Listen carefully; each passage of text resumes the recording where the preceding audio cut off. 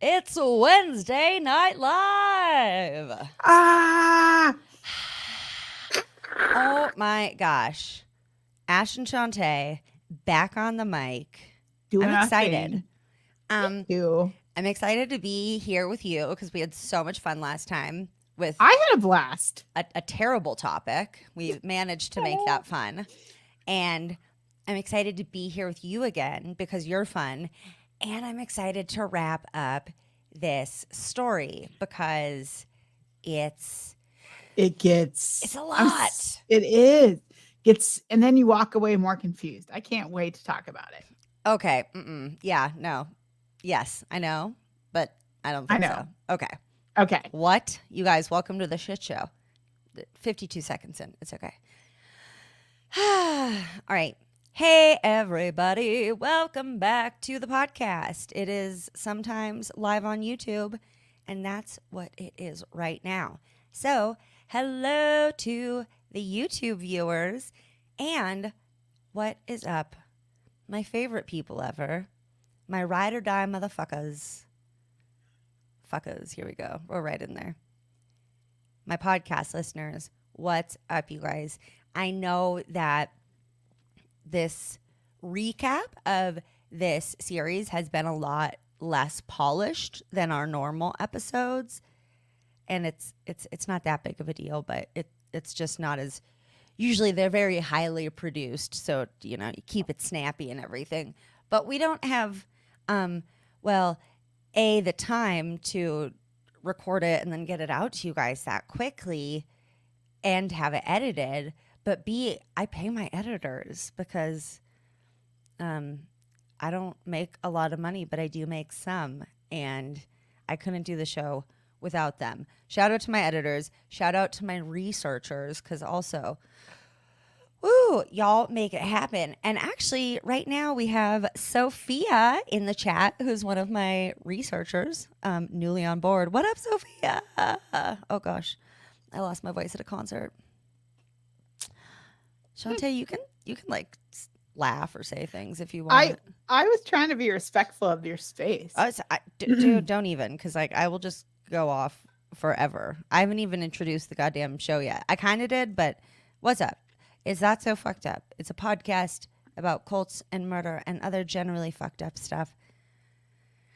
And I'm your host, Ashley Love Richards, and today I am once again joined by my super awesome and funny friend, Shantae Pitts.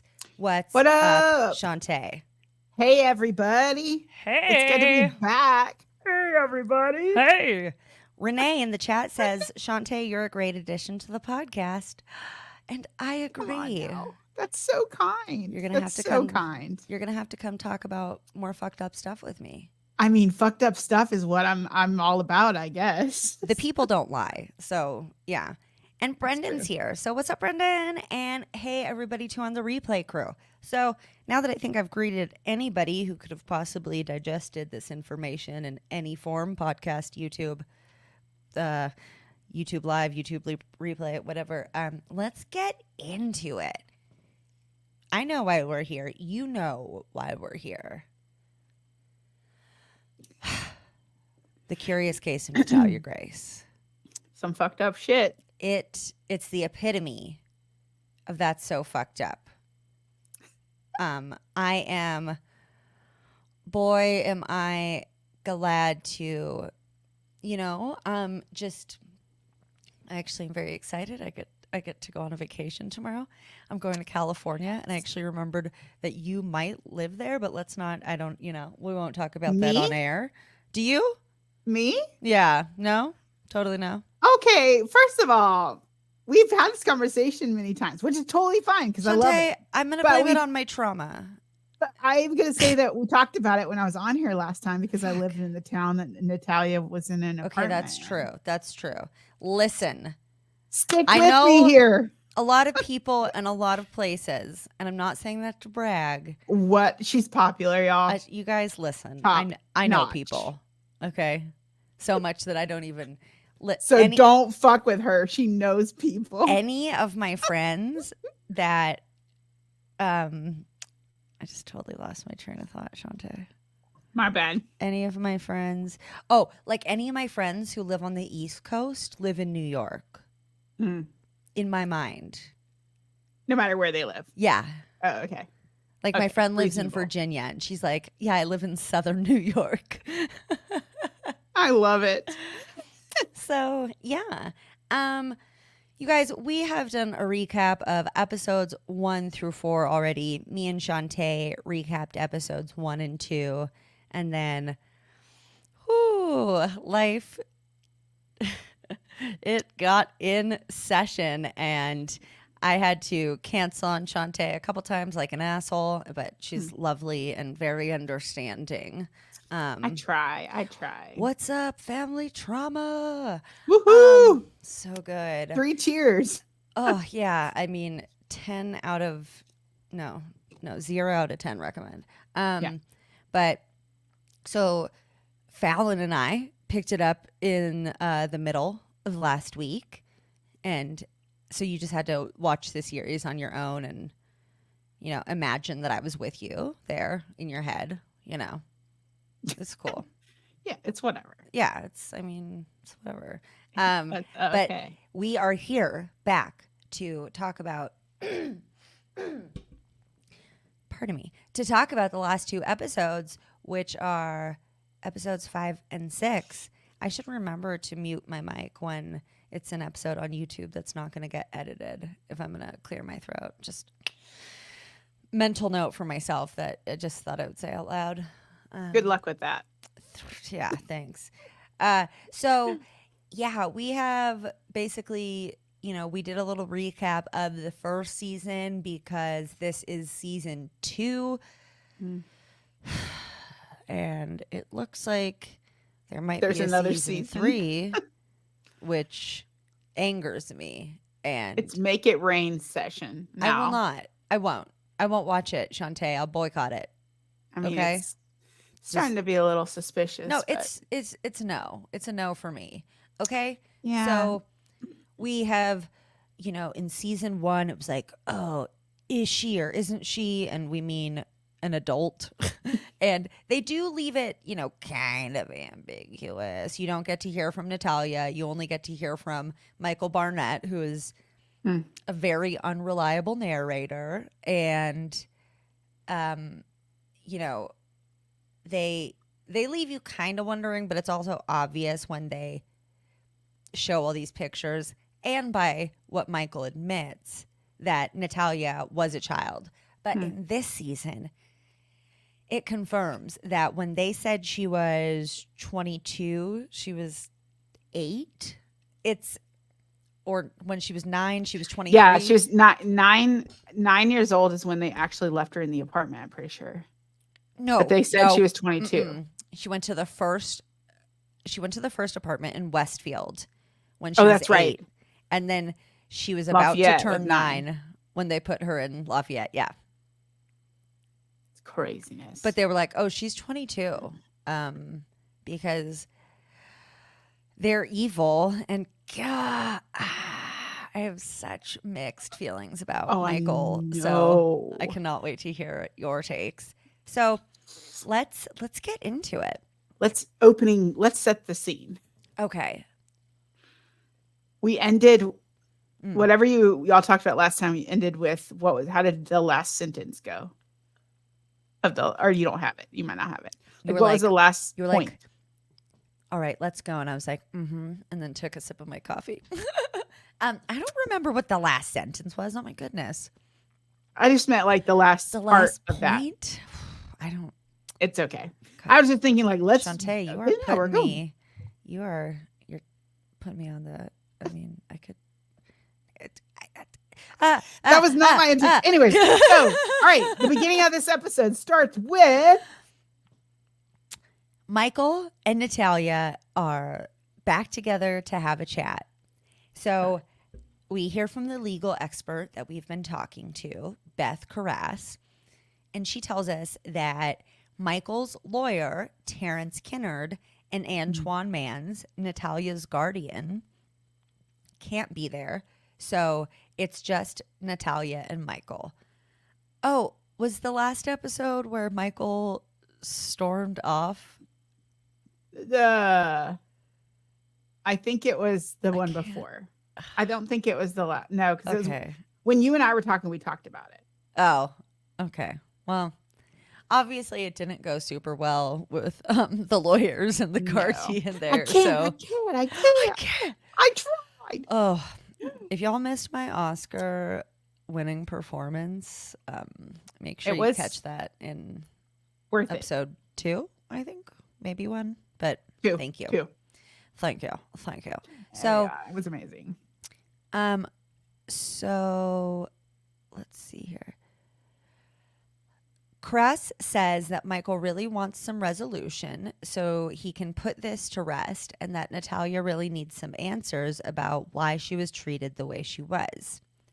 As Natalia straps on her custom orthopedic shoes, which, listen, those fucking doctors, $30,000 for those shoes?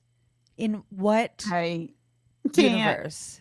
And they kind of look like they belong in American Girl Doll magazine, like the way they look on the outside, like what you'd buy for your American Doll. Yeah, like they're not. They're that's right. Right. They're basic. Like the plain. That's what I mean. Like those plain black, like Mary shoes. Jane's almost. Yes. but boots more. Yeah, it's kind of a combo. Yeah, but I just thought, I don't know what kind of doctor makes those kind of shoes, but fucking, you should be ashamed of yourself because that's a ridiculous price tag. Anyway. For that, yeah. Mm-mm. Yeah. So she's putting on her shoes and she says that she does want to hear Michael out. Quote, but I'm kind of expecting the unexpected here. I think I'm just really nervous about what he says and how it will affect me. I have a lot of questions and all I'm asking is that he just answers them. I'm legit nervous right now. Like, all she wants is like some answers and validations that she just needs to be made to understand. And then there's like no, like, she just needs that closure, I feel like. My story is so very, very different than Natalia's in every way. But I relate with so many of her feelings. So, yeah. That's what happens when you're in trauma. Yeah, what? It relates. Crazy. You're like, oh, you too? So Michael says, quote, meeting Natalia, I'm looking for all these different pieces of warning signs, like an early warning system, right? You know, for people like my mother who grew up in the 50s and 60s, and they had to deal with things like nuclear bomb sirens. They're waiting for any sound to tell you something's falling. If I'm talking to Natalia and I hear, I can't whistle. He like mimics a whistle falling. He says, is that the wind? And then he like looks around and like mimics something else falling. And he goes, ha, it's not falling. I am on edge and on nerve. It's just like, what are you talking about? Where are we right now? What's going on? He's looking for warning systems, and for his mom, there was nuclear bomb sirens. And so he's waiting to hear bomb sirens. But yeah, like, what is he? Is he actually hearing wind and things are falling, but they're not? And he's on nerve, which I actually don't know what that means. On our nerves is what I think he's means. On. Yeah, he's on my nerves. He's on my last fucking nerve. I can't. And shout out to Peggy P, who is on the live chat right now and helped me with notes for this. Thank you, Peggy. It helps a lot when I don't have to kind of watch every episode twice because I keep rewinding and I'll end up rewatching usually stuff a couple times just to like get notes and then make sure that I got everything. And so it's always really nice when I have people to help me take notes. So Peggy, I thank you so much. Yes. So we now flash back to Natalia as a small child. Okay. You guys, I feel like this should be an obvious one at this point, but trigger warning for awful things being done to a child. So we see a video of Natalia with her head against the wall. She's obviously a child, while Christine is saying, since you're just fighting, you're going to need to have time on the wall. Natalia says, why didn't he step in when I was fighting with Christine? Like, why didn't Michael defend me? Why didn't Michael even just take me out of there? That's obviously Natalia as an adult responding to that. So I should, I guess, sort of set the scene that a lot of times the producers of the show are showing somebody a video, like Beth Carras, the legal expert that we hear from a lot, or Michael or Natalia, and then they're often reacting or analyzing that video. So what is time on the wall is being asked, and I kind of feel like that's a question we should answer. Oh. Yeah. So, I mean, with her, it looked like she just had to put her... Oh, you weren't with me on that. No, her head on the wall. Yeah. Like, it's like being in the corner, but instead her head was on the wall. What I thought, because that's what I've heard before, is when you say time on the wall, usually means you're having to squat with your hands out in front of you. That's often people refer to that as well as on the wall. Oh, okay. I mean, I know that people use that as a punishment for their kids too. Yeah. The squats on the wall thing, and that's often referred to as on the wall. But hers is more like a corner.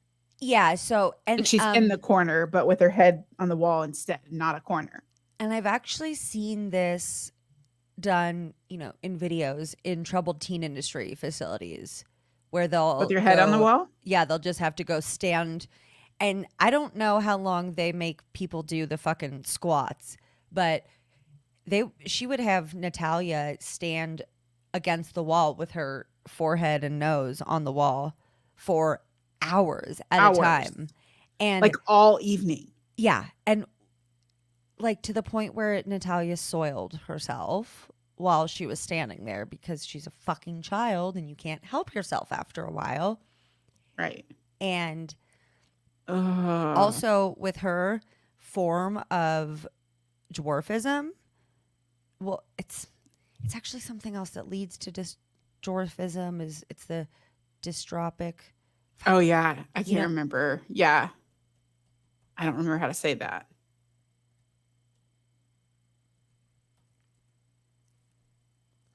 Dystrophic dysplasia. There it is. Boom. Yeah, that's a hard one to remember. Killing it. So that is the disorder that Natalia has that actually leads to her dwarfism. And it's a really rare disorder. And it makes it really, pardon me, it makes it really, really hard for people with that disorder to, they have very limited range of motion.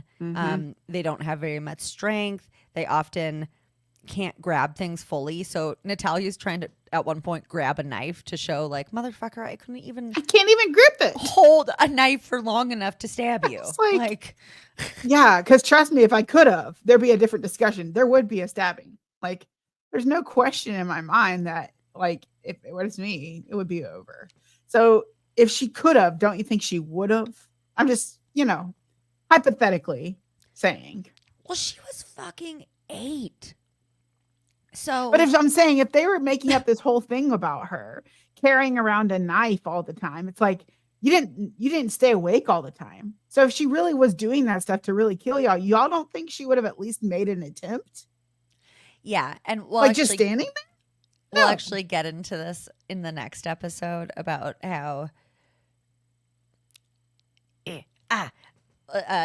she's like, how would I even have gotten a knife? And he's like, I don't know. And then there's some, oh yes, there's some debate about it. So, but I will say, of course, they keep doing things to plant seeds of doubt in your mind. But listen, go listen to my episode with Nick Thompson from Love is Blind, y'all. He told me, he spilled the fucking tea about what goes behind the scenes, what goes on behind the scenes on reality TV.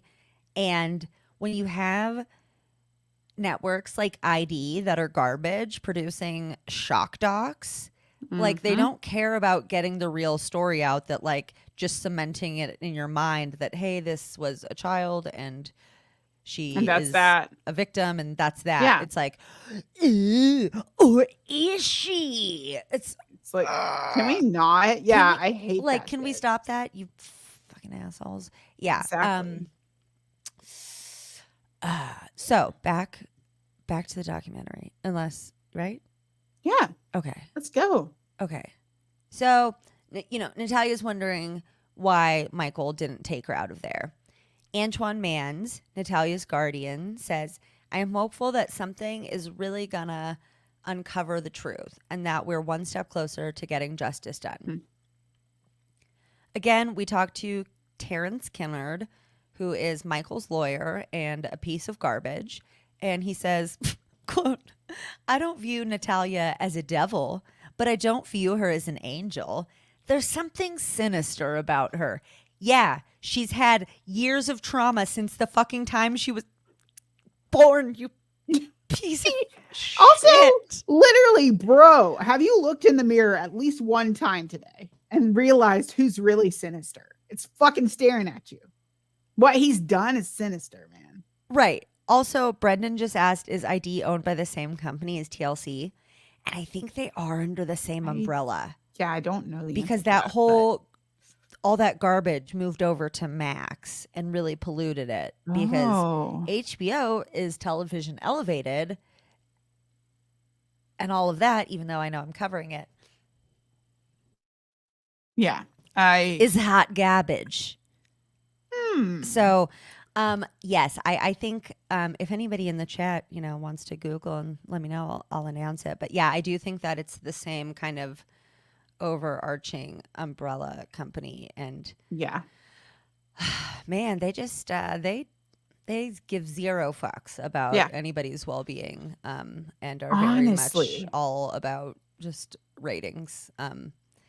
It's really sad. Honestly, it's really sad. It's some really, of that stuff. It's like, I would be really pissed if it was my family member being slandered like that. Exploited and... Yeah, no. It's very exploitative. Yeah. Everywhere Natalia's been, this is still Terrence Kinnard talking, drama follows. Everywhere Natalia has been, families have been in upheaval. My opinion, Natalia is a very damaged person who will hurt others before the proverbial they hurt me. Listen, Terrence, let me tell you a little story today about Terrence, a family member of mine calling me and saying some bullshit and me being a damaged person, and then me getting on to my therapy session and like my poor therapist, bless her heart. I know she's got to sometimes probably hop in there real quick and adjust the volume because your girl lost it. And I was like, I'm going to block him. And she's like, I would, let's talk about maybe exploring the option of not doing that, because I'm definitely like, fuck you. I'll block you first. I don't like what you said. Bye. Done. Yep. Thank you. Bye. And I feel kind of bad because I know some of my friends get a little bit nervous about that. And I'm also, but don't fuck around and you won't have to find out. That's right. Simple. And that's right? the way it is. Yeah. Right. Yeah. Shantae, you get me. Oh, girl. It's owned by the Warner's brother Discovery. Hi, Fallon. Yay. You guys, Fallon. Hi, Fallon. My co-host is in the chat. Okay. Warner Brothers Discovery owns TLC and ID. Of course they do. Of course they do. Shame on you guys. But listen, I had to cover this regardless of what network made it, because it's the first time that Natalia has publicly spoken. Yeah. And this is the network that she chose to do it with. And therefore, I felt that this should be talked about. Okay. So now we see Natalia walking into the front door of the house where it's probably an Airbnb or something where they're filming. Yeah, I'm assuming that's what it was. It looked like kind of the same place, didn't it? Didn't it look? Okay. Can I tell you that not everybody on The Bachelor who makes it to the final round has a family with a super nice house? What? That is like not always their houses. Bitch, listen, the curtain has been opened. That. No, me neither. But no, they want it to like look good. If somebody lives in like, imagine if somebody's parents were fucking hoarders and they lived in like, you know. I'm saying that I assumed they were put in a house for the filming. I didn't assume that they had those. Oh, okay. So I'm going to need you to follow along. Sorry that I have some intellect. Sorry that I don't believe everything I see on reality TV. Okay, Shantae. You're over here one side of your mouth saying one thing about TLC and then the other like, did you know? It's like, yeah, I fucking knew. I don't trust the damn thing that comes out of that. All right, listen. You think every single one of those girls, like also there's so many like almost the same figure and all that. It's like they didn't apply. They got handpicked. Let's not play around here. Anyway. Stop it. Are you kidding me? I can say that's for sure, but like we got to talk to Nick. Oh, okay. I can't even. Also, Fallon just mentioned that, yes, a TLC who has brought what? TLC is the lovely company who brought us the Duggars, fucking, and however goddamn many kids they were having and counting. So you hot garbage, get it together. You trash. Warner Brothers Discovery, you trash. Okay, so we see Natalia walking into, I guess, what's definitely a rented house, according to Shantae. With, her walker, and Michael pulls up in his 2-seat convertible with his red baseball cap on backward, music blaring, because, as we know, if Michael Barnett is nothing but a badass. Sports cars. Yeah, there's lots of sports cars and shit. Oh, God, he loves a sports car. And you know what that I means, think sports cars are cool for? Like Barbies and girls who like Barbie. That's right. Girls in pink. I like Barbie. I think I could drive a fucking convertible around, but if you're my date in a hypothetical situation where I don't have a partner and you're showing up in a convertible, that's a pretty hard no for me. It's a right douche away move for sure. There's lots of red flags when Michael rolls up. My friend had an emergency. I have to go. I don't even have a watch. That's crazy. It's not, I can't. But when he rolled up, all the red flags were just waving in the wind. The hat, the car, the way that he'd styled his hair. It just all was one package of no. Okay, I'm so curious though if I'm being manipulated and duped, or like what your thoughts are, but we'll get to that. So I thought you saying I was manipulating and duping you to believing that he was a dick, and I was like, what the fuck? No. He's definitely a dick, but no. And okay, because this doesn't negate the fact that he's like definitely a giant douche canoe. That man looks like he has some serious mental issues. Oh yeah. For sure. And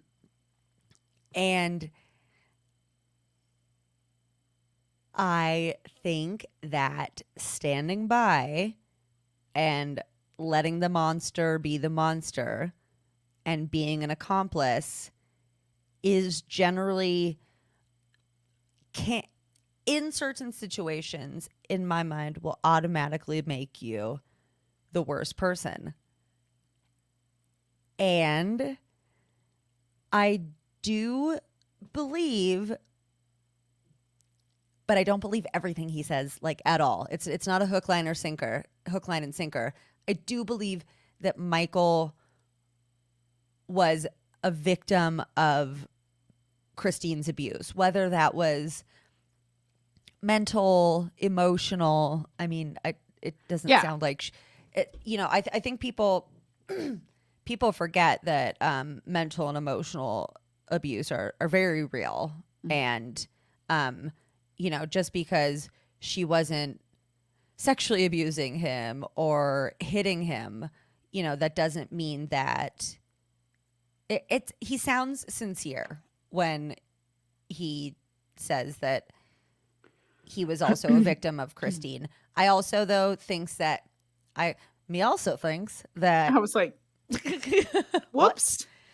That when he continues to not take responsibility or accountability and say, oh, we had the same monster, it's like you're not validating Natalia's experience, because yes, you may have also been abused by her, but not to the fucking extent that Natalia was. And you also stood by. In my most popular opinion, I think that when you have two very broken individuals, and not meaning that in a way of like the way that they refer to her being broken, I just mean like both of them are like, wounded, traumatized. In multiple ways. And then neither one of you have healed, and you try to come together and talk. It's never a healing thing for anyone, because no one has anything like worked through yet. So you're like forcing something that shouldn't have been started. Yeah. Because if he would have gotten more help and dealt with his shit, which I don't think it's just Christine. I'm sure he has hardcore childhood trauma. I was going to say, stuff. We don't know anything about his background either. Like, we don't know anything that happened in the 40 years leading up to him meeting Natalia. And I would venture to say it wasn't great. No. But my thing is that if you did have this person over here who healed and then went to the person they had wronged, I think it would be a different discussion and a different way of handling it, because he's had the help he needed and the reassurance and the like validation that he needed from things that happened to him to be able to face what he did. I think that's really where the crayon was broken. It's like, let's not force something until it's time. And I think they forced it for the show. But it's such good TV, Shantae. I know. But I'm just saying, and again, I think he needs to own his own things. I think I should clarify for anybody that didn't know that I was being very sarcastic there. Just in case y'all can't read sarcasm. Just in case, you never know. We never know about people, and that's fine. But I do find it quite interesting, like, because he wanted to tell her everything, because they had this joint trauma that they shared. And he thought, the more I tell her, the more she'll understand where I'm coming from, because she also was there, instead of him dealing with his shit and then saying, I fucked up. I wasn't there for you. Like, hold the fuck on. Did I get manipulated by Michael? Did he use the same gaslighting techniques on Natalia that have been used on me? And I just fucking was like, yeah. I'm buying it. Yeah. And it's straight up. I'm smoking it. I'm sipping it through everything, a straw. Just it all doing at the it same time. Yeah. I'm like, yeah, okay. I'm he's not so saying, sorry. I think he is sorry, but yeah. Right? I think he's sorry, but also if I were Natalia, I'd be like, cool. That's a bummer. I'm sorry that happened to you. And your wife, who, was technically your equal, I understand that you were a victim of hers as well, abused me right in front of you as you fucking watched. And why don't you just put your own feelings aside for a second? And also like that whole, it felt like all he was doing in that was trying to make himself feel better and get validation just from her, because he felt like that was what he needed to be better and I'm a good guy. I'm a good guy. Like that phrase, people don't say that if they're fucking good guy. You're not a good guy if you have to say it over and over again. He needs to be reaffirmed that he Listen, for anybody who can't make the next episode, you should, but spoilies. No spoilies. Get the shucks out of here, Ashley. Okay.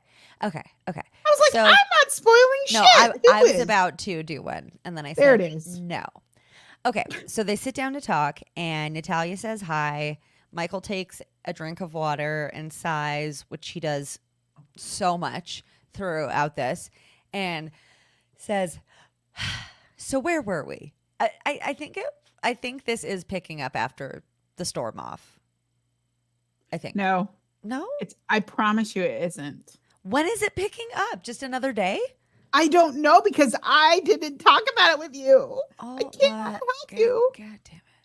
You should have had the notes up from the last episode side by. No, just kidding. And sorry, I have the notes for the next episode up side by side. My bad that I forgot to. Okay, listen. Anywho, I'm pulling up notes 4. Okay. Okay. Oh, you actually are. House of Horrors. It ends with.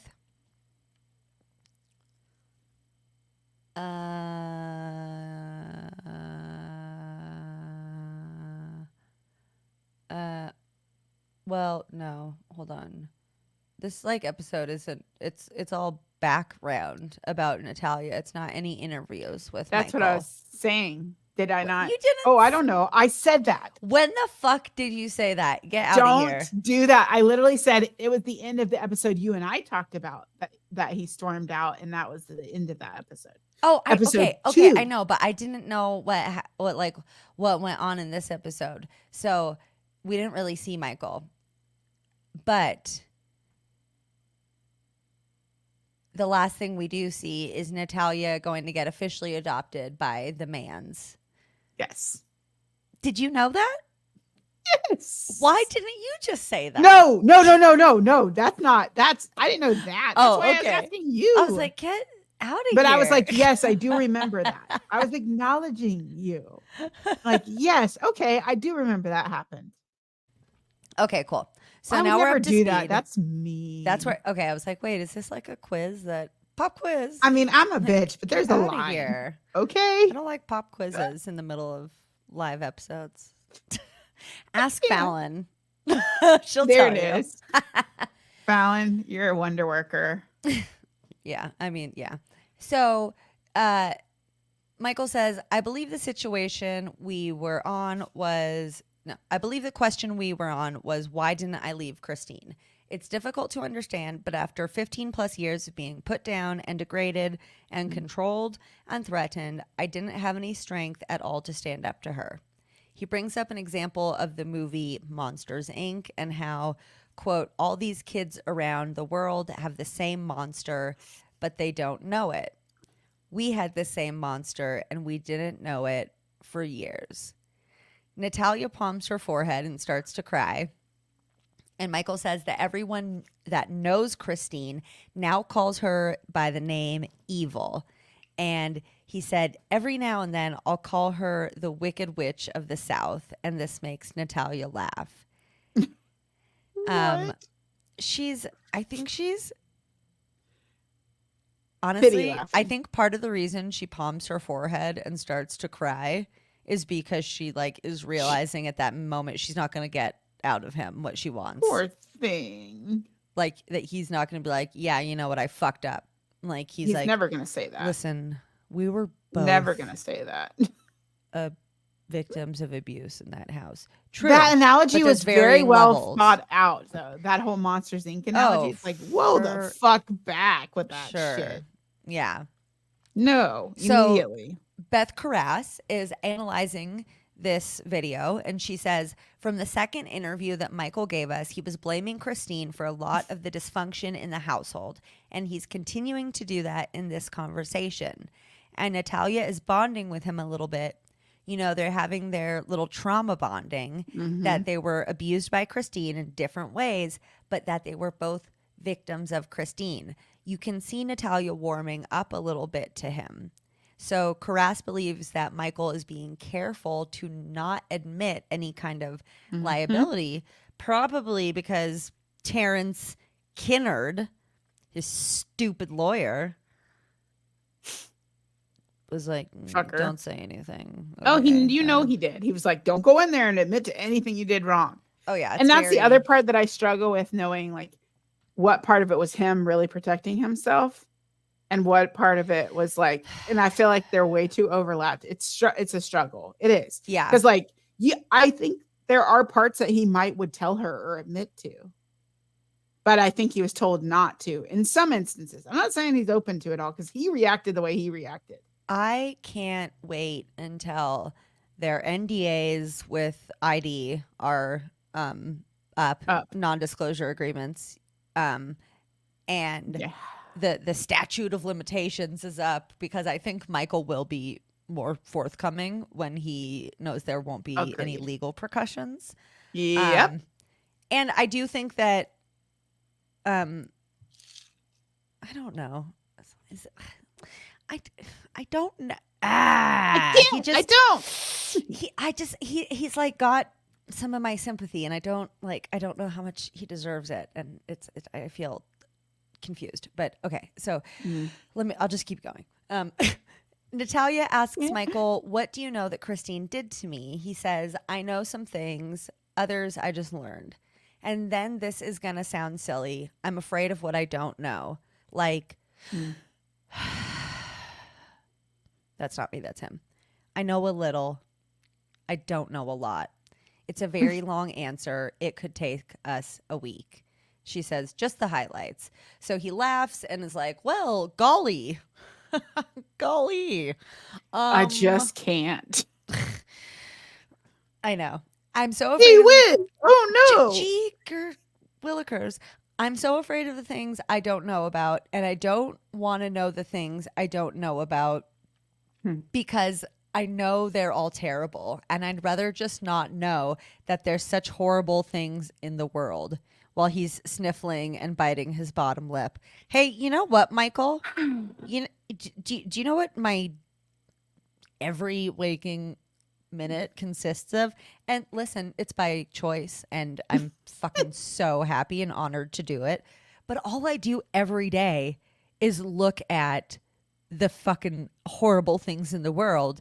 Because listen, I don't think that if you're not like a news person, because the news gives you anxiety, don't watch the news. Right. I get my news from my boyfriend, who reads news from reputable sources and then relays the highlights to me, and Jimmy Kimmel, because I can't I can't take it in other, it's not digestible for me in other means. It's way too depressing.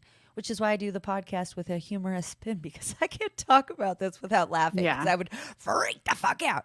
So it's like, okay, you know what, Michael? Sorry. Welcome to being a grown-up. You have to face the horrible things that are in the world, especially when you were a part of perpetrating them. And also, that right there is the attitude and reason why things don't get better for people. Whether it's, people who are a part of the LGBTQ community, the people who are people of color, anybody that has had any type of things happening to them, it's because of people like him that won't wake the hell up and literally be like, okay, let me figure out what's going on so I can help be part of the solution. That's privilege 101, bro. Listen, you guys, I'm only going to say this once right now. But listen, like I'm saying, these are important ass words. Google Project 2025 and then message me and tell me that it's not the scariest fucking thing you have ever seen. Not going into it further. Project 2025. Google it after this, you guys, because we're busy right now. But whoo, the world's ending. Okay. It's fine. We're just going to focus on this instead, because it doesn't directly affect us, except for super bumming emotionally, mentally. Other than that, we're fine. I'm fine. It's just touching on some personal trauma. It's whatever. Just reinforcing, throwing some salt. No one cares. Let's go. Woo. But the thing is, like, people need to know. Yes, you cannot live in the dark. No. I mean, I get why you want to protect yourself, and there are times when you take breaks. Yeah. I'm not saying don't take breaks. But please hear me. Michael take care of you. Is saying but Michael's refusing. Yeah. He's just refusing to be a real person in the real world. And it's like, dude, you're half of the problem here. You have to You are half of the horrible things in the world in this situation. Yeah. So Beth Carras is like, obviously he's continuing to deflect. She says his lawyer may have advised Michael how to pivot away from an answer. Deflect it to Christine. It's a brilliant deflection. End quote. It really is, because Christine made me do it. And yeah, it's so much more easier to handle, even though if he saw how he really looked, he would be like, oh shit. Right. It's like, oh, we have, we can, can't. Okay. I got distracted by something. No, it's fine. Well, Brendan said, I have a feeling I'm not going to be able to sleep tonight after Googling that. So you guys, trigger warning. It's upsetting. Project 2025. Listen, anytime you hear project anything, it's not good. Already no. Dude, Project Modern Day Night, I just found out about it. It's like fully a fucking like toxic masculinity cult. It's crazy. Listen, where do I projects sign? are a no-go, you guys. No projects. Okay, sorry, I'm going to move on. But trigger warning if you look that up, but it's fucked up. Okay. Shantae, I got to move on, okay? So Terrence Skinner I'm not holding you back, so I'm going to put that out there. He says, y'all quote, got my back, right? Fallon 100% does. He says, quote, I absolutely think he suffers from PTSD as a result of his marriage. I think he still has a lot of mental trauma as a result of the loss of his marriage. Which, Terrence, maybe fucking get your tits together a little bit more, because it would be way more convincing if you said that he had a lot of mental trauma from the loss of his children. Like, yeah, it sounds like he was monstered to the fucking devil, according to him. So you, as his attorney, are saying, oh, he's so sad that he lost, and don't get it fucking twisted, you guys. You can be in a relationship with a fucking abuser who traumatizes the shit out of you and miss and love them for the rest of your life. Like, absolutely. It's crazy how that shit works. So I'm not saying that he wouldn't have been feeling a huge loss and grief from the end of his marriage, but like, he says later in the documentary that he hasn't seen his kids for 10 years. Yeah, so that's the thing right there. Maybe that should be the focal point. Yeah. Listen, Babe. Michael, I could represent you better, except I wouldn't, because you're that lawyer, so is Terrence. Terrifying a little bit. I don't know if you remember, I don't know which season it was in, but like one of his guys that works on his team was like eating a donut. He's like, put down the donut. Oh my God. I would be like, this is and the guy just stared at environment. I can eat donuts if I want. He goes to eat it. He said, no, I'm serious. Put it down. And he was like, it's so funny, y'all. If you haven't seen it, like, go back to find just that clip, because it's hilarious. Terrence Skinner did that? Some of the guys in the room, it was during the lawsuit. Wow. But like, they were all sitting around that little table. Put it down. Fuck around and find out with Terrence, you guys. Shit. Sorry, y'all. No, it's good info. Listen, you got to drop juicy morsels in like they're hot when you've got them. It came to me real quick. That was a lot. Okay. Natalia thinks that Michael is, quote, just trying to get the criticism of the public off of him, trying to use sympathy like, I was victimized too. Please don't come after me. Natalia says she sees that Michael was a victim, but that he was also a perpetrator. Quote, he was an accomplice of it all too. If Christine was his so-called monster, he could have fought her. I couldn't. Again, I'm going to throw it out there that I don't think it's that simple that people can just, quote, fight their monsters. And I also want to fucking emphasize the shit out of the fact that men can absolutely be victims of abuse. That's 100%. Something that I've been trying to focus on kind of a lot lately, because I've had a little hashtag of the pod for quite a while. That's hashtag don't trust men. I never put it any like in posts. We just like say it. Yes. Because a lot of the crimes that we hear about are perpetrated by men. And the thing is that it does happen less, but abuse is perpetrated on men all the time. And it's just something that's not talked about. So I do want to say that it's like, oh, well, just because let's for a second switch the roles and pretend that Michael is Christine and Christine is saying, I was abused by that man. Like, I didn't feel like I could stand up to him because he had been bullying me and degrading me for years. And I just didn't feel like I had it in me to stand up or leave. We would fucking 100% be like, yeah. Like, think about how different the fucking reaction would be. Also, the fact that everything Michael says is calculated and a performance totally factors into how we feel. I just wanted to point it out that it's not as simple as like, oh, well, why didn't you fight her? Or why didn't you leave? And honestly, when it comes to abuse that happens to men, I think it's way more than we know it is because they also feel they can't talk about it. So like, just like because society says not to. Right. You can't cry or act like you are innocent and like pretend that you're weak or whatever. It's like, but no, it is an acceptable emotion. Anger. That's what's okay for men. It's really ridiculous. But not for us. It's like we wonder how, because then we're just cunts. Yeah. Well, but we could be anyways. Listen. I'm just saying. Fafo. I can call myself one. Around, find out. Fafo.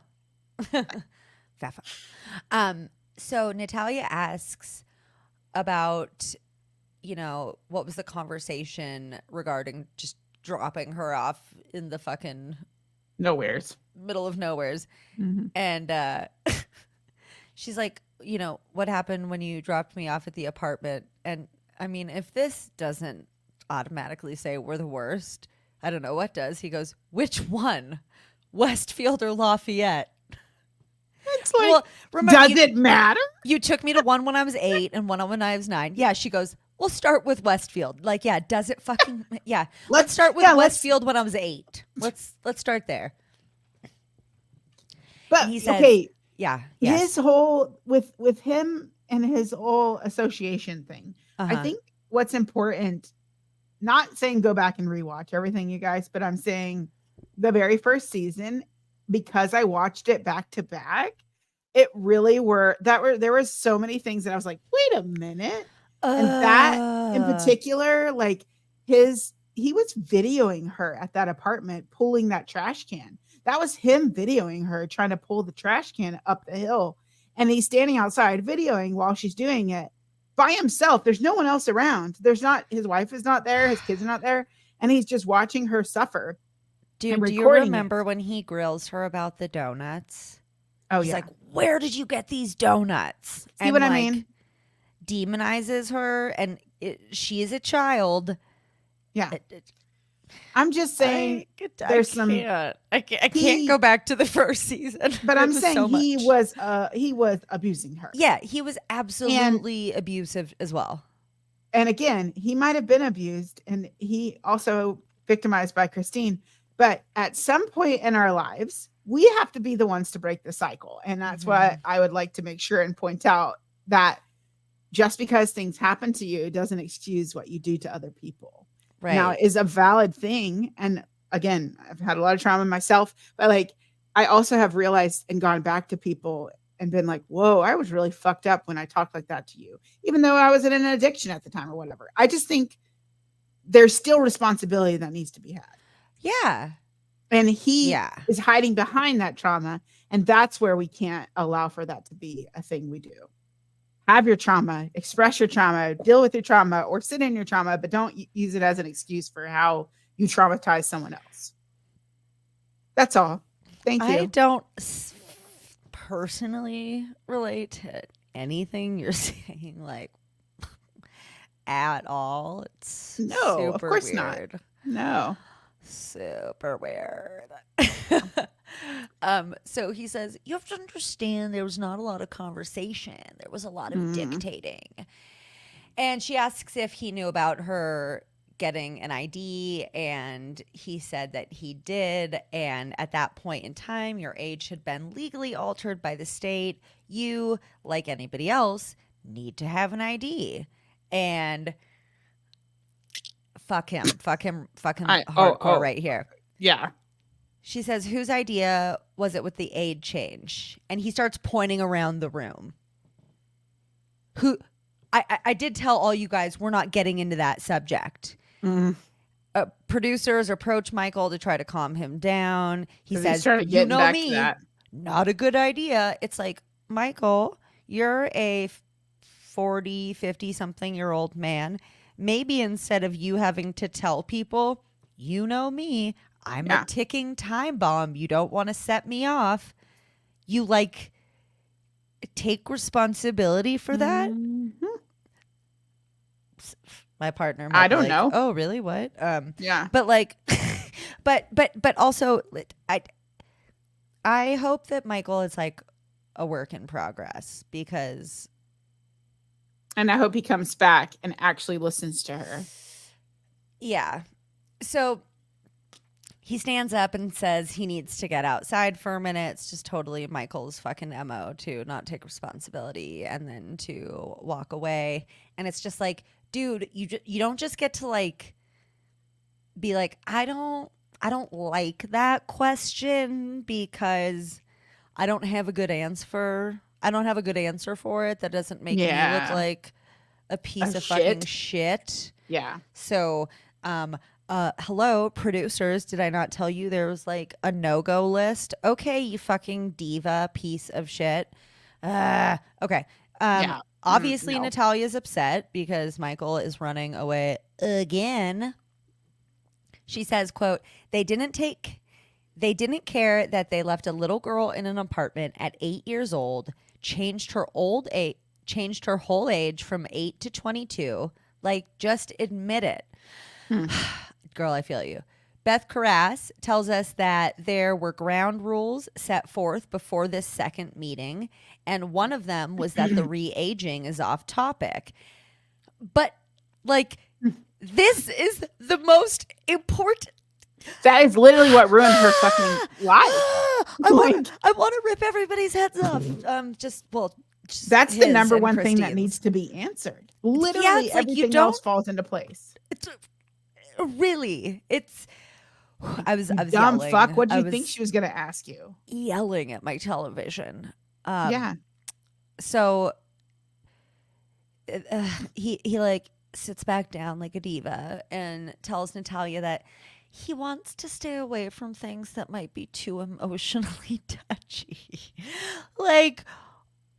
I'm sorry. Everything. What? There's not. Okay, then there's nothing to talk about here. So the conversation's over. Yeah. So I took pretty detailed notes, or Peggy did. Thank you, Peggy. I am going to try to summarize it a little bit, though, since we're coming towards the hour mark. So Natalia, has a lot of other questions, and she asks, why wasn't she just put up for adoption again? And Michael says that during that time, he had a conversation with the monster about the fact that something's off and things aren't going super well, and maybe we don't have to do anything, and maybe we can I don't know, he's talking nonsense. He does a lot. He sometimes it's I can't even, it's I just listened to him say that and I don't really know even what he means. Why she asked why he didn't put her up for adoption, and he just babbles a bunch of nonsense about Christine being a monster and the fact that things weren't working, and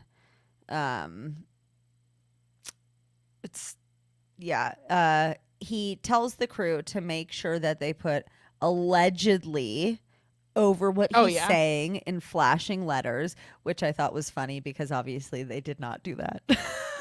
He's like, make sure you guys do this. Whoever's like, sitting there editing is like, sorry. Yeah, right. Go fuck yourself, dude. How about? Yeah, I will not be doing any of that. And I think they put it in there.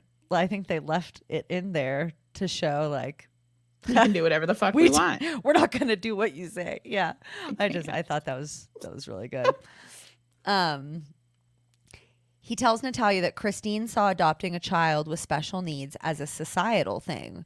Quote, evil sure does love her some attention and some cameras and some eyes on her and people worshiping her. He says that Christine once wrote out why she qualified for sainthood based on the 2 miracles she performed. Gosh. And she also apparently regularly compared herself to Oprah, which I don't.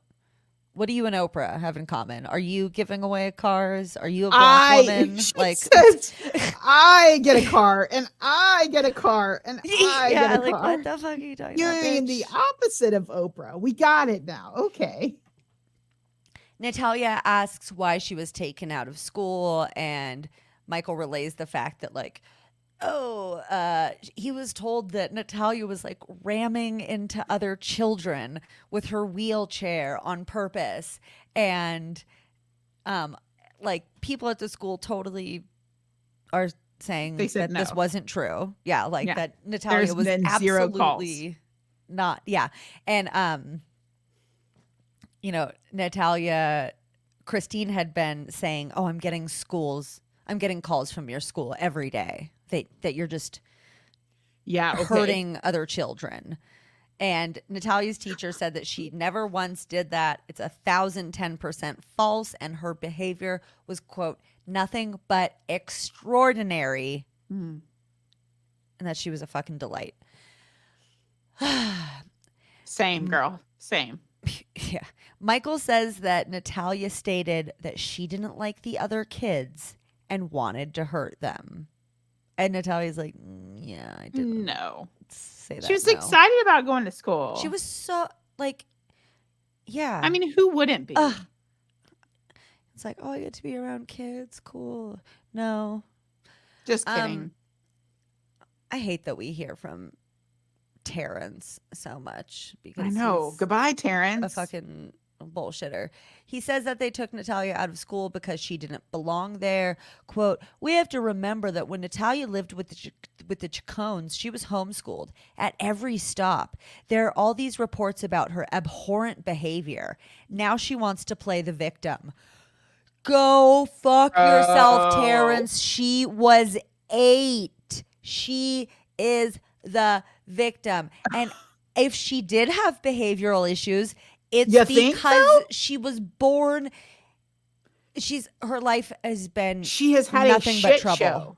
Yeah, no, like she's trauma. Allowed to be a piece of shit if she wants to as an 8-year-old after everything that's happened to her. Like, give her a break. Shut the fuck up, you dick. Okay. I literally am headed to Indy sometime pretty soon, and I'm about to go find his lawyer's office and walk up and knock on the door and be like, what's going on here, bro? Can you egg it too?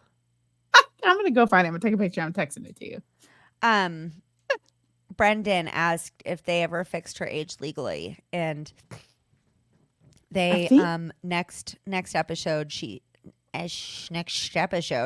does say that is a goal of hers. So I don't know if it's actually officially been done I'm not yet, sure about that. She wants to not be like a woman in her mid-30s when she's actually a young lady in her early 20s. Yeah. So the mans who were Natalia's guardians at the time of filming say that despite everything she's been through, that Natalia is sweet, bright, and beautiful. She loves God. Yay. And, quote, there's nothing dangerous about Natalia at all. You know what? I'm like, I have a section here, a section of some shit that, Terrence? Yeah, well, this is kind of actually important because it's like it's allegedly, but it's okay. So it's alleged that the mans took Natalia to Franciscan psychiatric hospital because she had harmed one of their daughters and been disruptive and violent in the house, and they wanted her to leave there and that she wasn't back in their home. And Kennard's like, see, she's a bad girl. And Cynthia Mans denies speaking with hospital staff, saying that she wouldn't have even been able to if she wanted to because Natalia was legally an adult. And she feels that Christine called the hospital and made up the reports because she said those were not my words. What?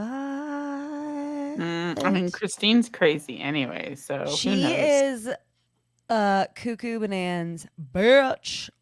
So we're back to the Michael Natalia meeting. She asks if he remembers the first time they met. He says yes. She asks if he remembers meeting the Chacones, her adoptive parents, before the Barnetts, and he's like, nope. Who? Sorry.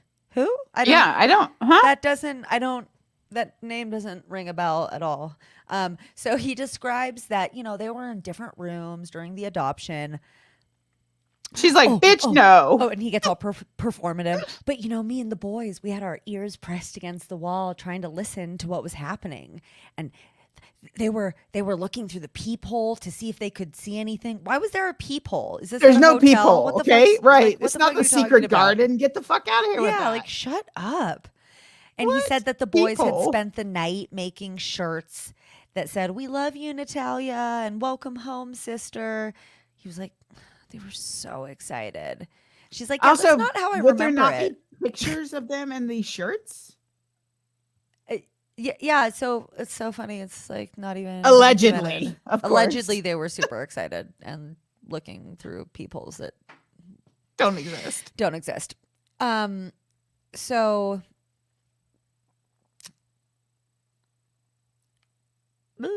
Natalia's like, that's not how I remember it. I remember sitting in a chair across from where you were. This is a direct quote.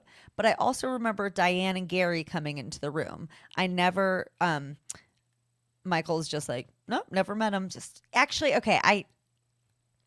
It's so fucking hard when, victims are also perpetrators. It's really hard. Okay. So he's like, yeah, didn't meet him. Just fucking gaslighting ass motherfucker. Mm-hmm. They kept us totally separate. I didn't know their names until like a month later. Which we know is not true. It's not true. It's not true. Like we know it. There was paperwork that they both fucking signed, him and the other family. And so he's being a liar. And I hate gaslighting liars. Yeah. It's not it for me. No. Natalia asks Michael if he remembers putting locks on her door. And he's like, yeah, I remember that. Like pretty, yeah. Because he's he's answering some questions super matter-of-factly to like show that he's being super honest, Yeah, just like, look at how open and honest I'm being. So yes, she's I did do it. Yeah, do you remember that while you were doing that, Christine was hitting me with a belt and letting the boys hit me and letting Jacob pick me up and drop me? And he's like, no, things relating to Jacob I didn't learn until 2 years ago when he came back. And we then see him Natalia is like very emotional as he's relaying all this. He says there's things he's not allowed to say on camera or microphone. And we get a flashback to when in the last season, Jacob and Michael were mic'd and didn't realize it. and they're talking about Jacob kicking Natalia down the stairs. Yep, I remember that. And he's like, yeah, no, I'm not going to talk about that. And they're like, oh, yeah, well, we have it on video. You're a minor, so you wouldn't get any repercussions. Yeah. And then they realize that they're mic'd, and they're like, oh, shit. But that's how the cookie crumbles with that shit, right? It's karma, bitch. So, Natalia really recognizes she's not an idiot, that Michael is making everything about himself and blaming everything on Christine, and she really just wants him to be accountable. And he claims that when Christine had Natalia's nose against the wall, when he got home, Christine screamed at him, "Back your wife up!" He's very performative again. Then recounts how how Christine was interrogating Natalia, which she really liked to do, being like, who are you? Who are you really? Where have you been? What have you done? And, Michael repeatedly says that Christine used the kids as leverage against him all the time. Like, if you don't go along with what I'm saying, you're never going to see your sons again. Which was a valid threat because he hasn't seen them in a decade, according to him. Yeah. It didn't go well. No, it's also, you just shouldn't scream, "I'll kill you, I'll kill you, I'll kill you, I'll kill you" at anybody, not like, a good idea. Ever. It's just like, think that in your head. That's fine. Mm-hmm. Those are inside Scream voices. It into a pillow. Tell your therapist, but don't, especially to somebody who has a fucking propensity for recording shit. Come on, dude. Are you kidding me? I mean, fucking idiot. Natalia also recounts a time that Christine was mad, so she put her in a pink dress and made her a cone hat and made her hold an apple while she stood in the front window like a gnome. Oh, shit. Are you fucking kidding me? Like, that's normal. Yeah. Okay. And apparently none of the neighbors stopped or said anything. What is wrong with this neighborhood? The neighbors of all sides piss me off. Every neighbor. I truly cannot. What are you doing, Indiana? Like, come on. Don't even get me started. You're like, yeah. Ooh. So, Christine didn't respond to any requests for comments about the allegations. Of course not. Terrence Skinner says that he understands that Natalia had a rough upbringing, but she needs to be accountable for her own behavior. Because, at the LaRue Carter Hospital, there was a central theme and, yeah, the sexual theme. Sexual promiscuity. And Michael says that while Natalia was at the state mental hospital, that he and Christine got phone calls about Natalia propositioning men for sexual activity, and that's why she had to leave. A nurse who I'm sure got fucking paid or something, or is just like a dumb bitch, who was like, I want to hear my voice on a TV show because we don't see and her. It wasn't even that great of a voice, let's be honest. She says, yeah, fuck her. She said, quote, she was on a table and there were a bunch of male patients there and she was talking to them about needing a boyfriend. So it's not the group of mentally ill men who are surrounding a child on a table who's misbehaving or acting inappropriately. Maybe they're not the problem. No, it's her. It's the child. And hey, guys, newsflash: if kids are acting sexually, it's usually because they've been sexually abused. Natalia actually says, quote, "The truth is, I feel like I got exposed to sexual stuff at a really young age." I'm sure. In fact, Christine tried to set me up on a date at 7 years old with a grown man. Who knows what could have happened? Oh yeah. So, and we had met this guy, I think in the previous season. Was it the previous season, Freddie Gill? Yeah. So he came back. Yeah, Freddie Gill is. How did she even meet him? She finds Freddie Gill online. he's a little person. He's an entertainer. And like apparently she was just like trying to pawn off Natalia onto him. Like, do you want to date her? Do you want to adopt her? He's like, no, like what the fuck, lady? I just wanted to get with you. That was literally his thing, because he thought he was getting one with her. And then he was like, wait, you're trying to give me your child? No, I don't want like, that. That's not, whoa.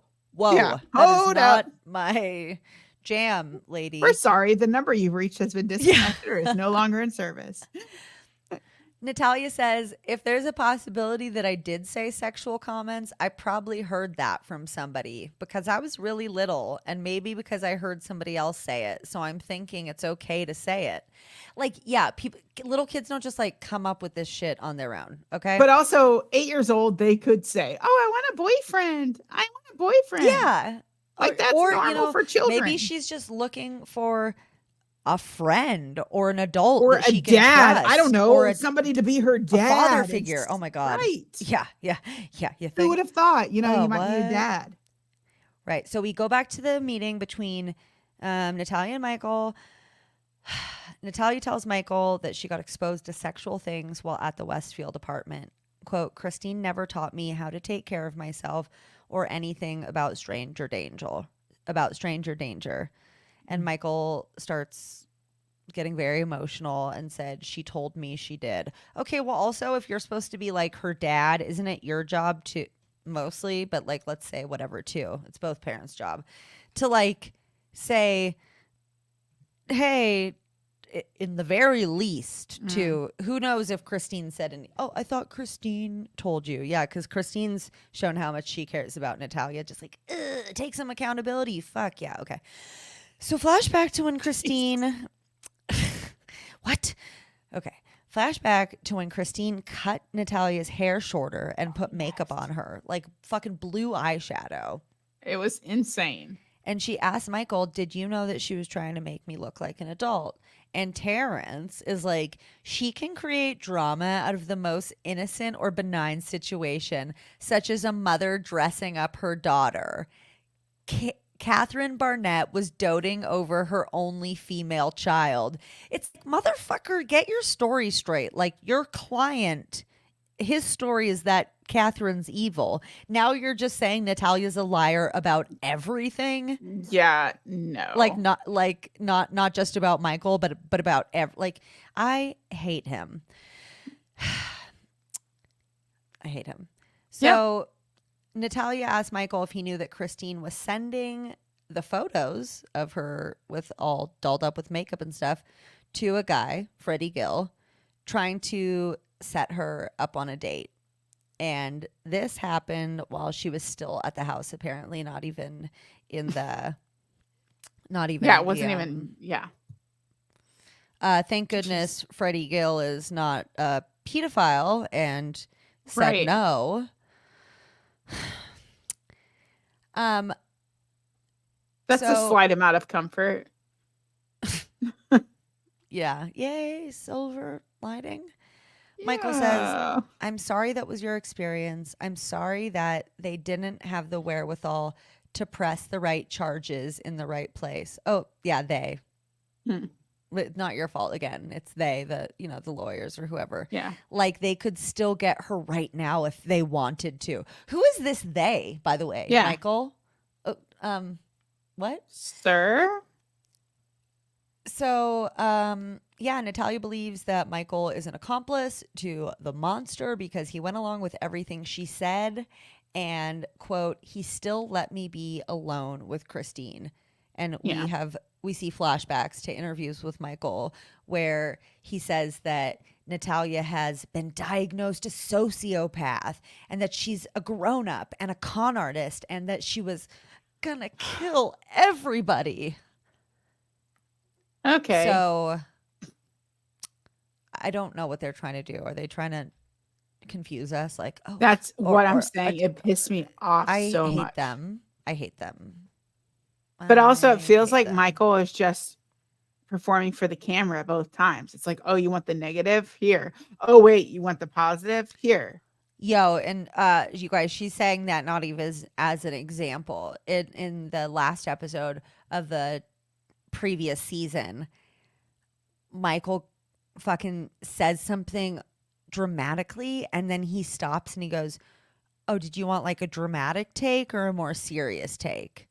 And it was just like he was ready to switch it whichever wind. Yeah, wherever they wanted him to go. Way to blow. Yeah. Okay. Well, under an hour 20, which is like what I tried. I try to make that the max. So yes, we nailed it. Let's take an 11-minute break, shall we? And come back at 8:50. Cool.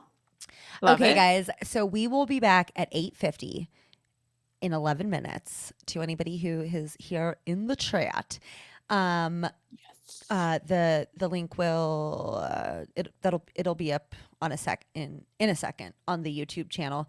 And if you are listening on the podcast, then you just wait until tomorrow, because hold on tight. That's how it goes. If you're on YouTube, you get to see it in 10 minutes. But if you're on the podcast, you have to wait till tomorrow. But it's not because I love you guys any less. I love you guys so much. Okay, now we have 10 minutes. We have to go. Yep. Bye. Oh, bye. Shantae.